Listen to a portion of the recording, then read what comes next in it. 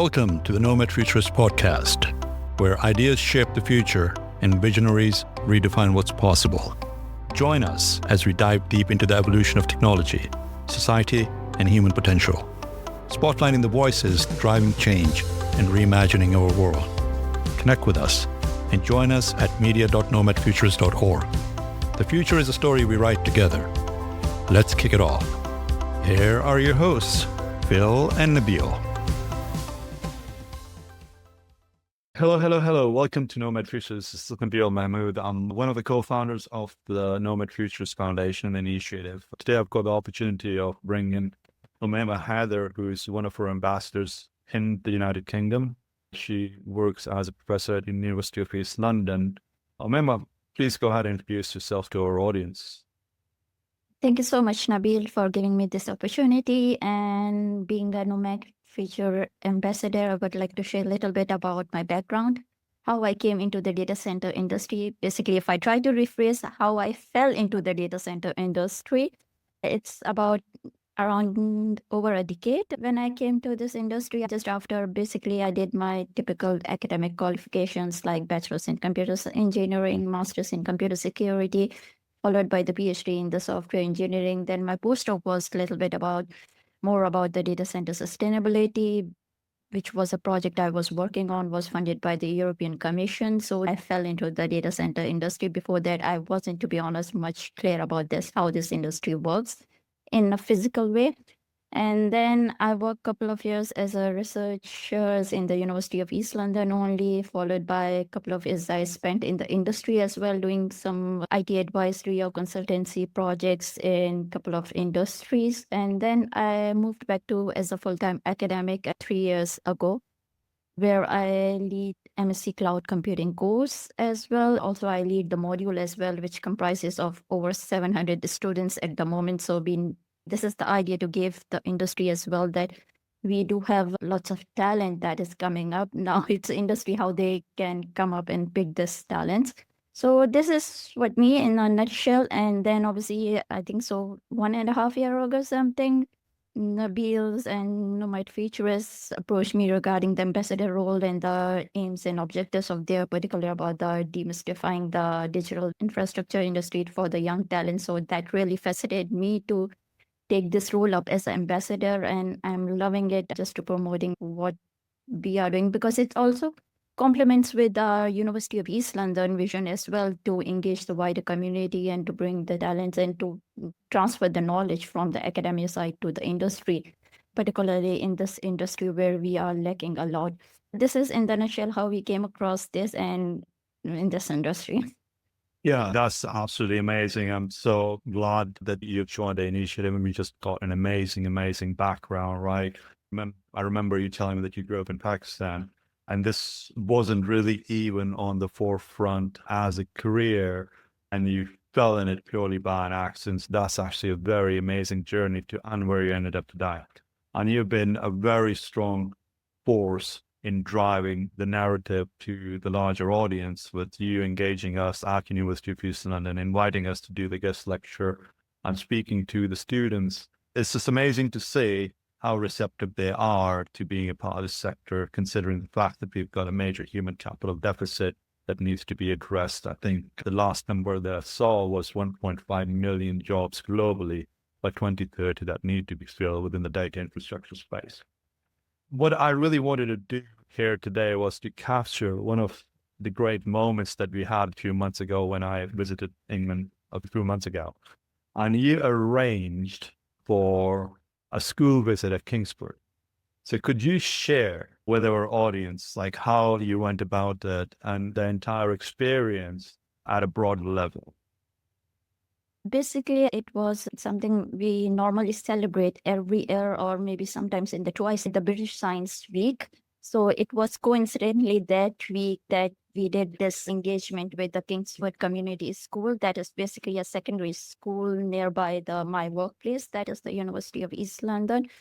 So I thought since you were coming up and we had the event at Data Center World as well, I thought why can't we, along with our typical guest lecture at the University of East London, which you did it. So I thought why can't we go beyond that and let's see that if there is any schools who are willing to do that, particularly when it is coinciding with the British Science Week. I was very surprised that I wasn't expecting the response from the school this way because I just dropped I don't know anyone in that secondary school.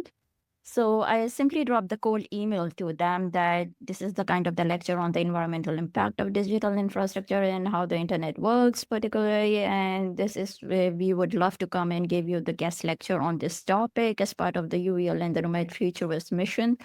So to be honest, I wasn't expecting any kind of that such a nice response from them instantly. I think so within a day or two, I got the response from their head teacher. They CC'd their all Air 7s, 8, 9 group leaders and something that whoever want to pick this up, by all means, we are interested there. The next day, I got the call from their Air 8 group leader, that is David. He said that, okay, can you do it this time? I said, because we have a very tight deadlines and we had already scheduled in DCW London. So I said, no, this is the only time we can make it. They said, okay, that's fine. We can make whatever the time you want to it. I was trying to say that they were so flexible that they accommodate us whatever they can do it. We went up there and we have over 300 students and you can see the amazing response because it's their end of the day, but they were so enthusiastic and they were so excited about this. So we can see how the response we get it. And if I talk what is the exact reasons that might come up, because why I went from the university to the school level, because these are the secondary school students.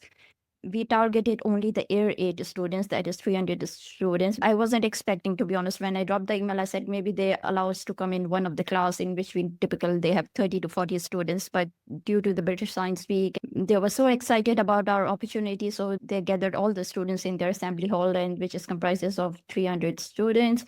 They gave me the option for Air 7, Air 8, Air 9, all the airs. But I specifically picked up the Air 8 students because these are the students typically in the age group between 12 and 14 years, and they are in the stage of choosing the subjects that could shape their future career because they were about to enter the GCSE. So I would say, in other words, they were starting to think seriously about their career pathways. I felt this was the perfect time to introduce them to the data center industry, to help them understand how it works, why it is important, if it doesn't work, what could have to their lives, and the kinds of exciting opportunities it offers. Basically, these are the stage when they are setting their minds.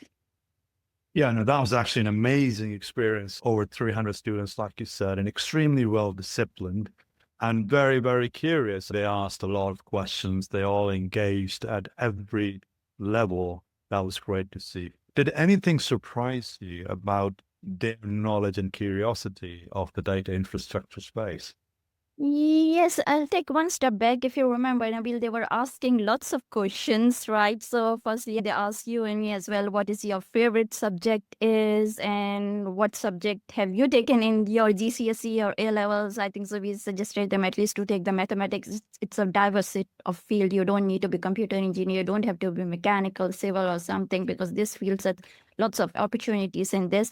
And this is normal questions that when I do the other ambassador roles as well, so the people ask how you have become rich, how much bucks you earn in this industry, right? And the last, but the important is that how could we see this physical infrastructure? You came across that normally the university students in the schools, they said when we told them about the data centers, they want really to see the physical infrastructure, how it works.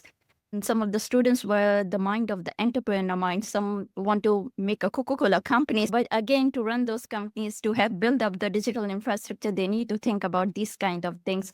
And obviously, when we asked them about how many of them take selfies or they use their like smartphones, 99.99% students says they used. And when they asked them to use the chat GPT, almost all of them says they use chat GPT. They don't know what's the background behind this, what is the AI infrastructure is running behind this.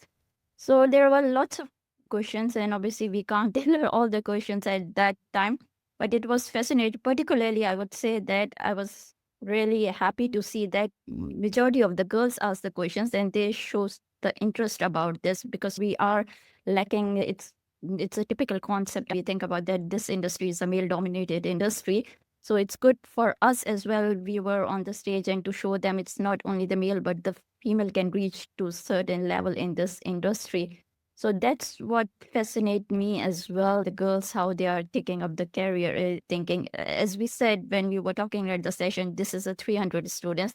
Even 1% think about to get into the industry, which means 3 people. So we did our job. Absolutely. Yeah, it was certainly very amazing. And I think you bring up a great point that there was a fair amount of girls that were very, very curious and potentially exploring this to be a career pathway for them. We started with the challenge of the human capital deficit and how fast we're growing as a sector, and the number is just very huge.